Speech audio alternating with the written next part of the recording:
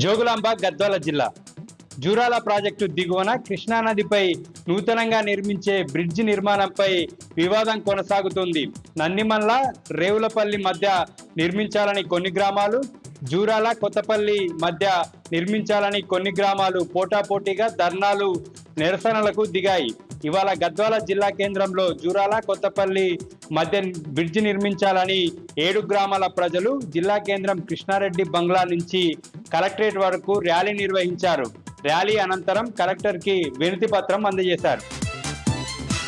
నారాయణపేట జిల్లా మక్తల్ మండలం చందాపూర్ న్యూ అజ్మీర్ దాబా దగ్గర జాతీయ రహదారి 167పై రోడ్డు ప్రమాదం జరిగింది.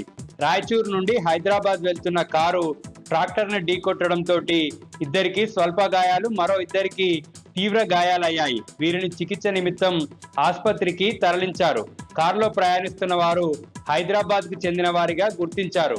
పోలీసులు కేసు నమోదు చేసుకుని దర్యాప్తు చేస్తున్నారు.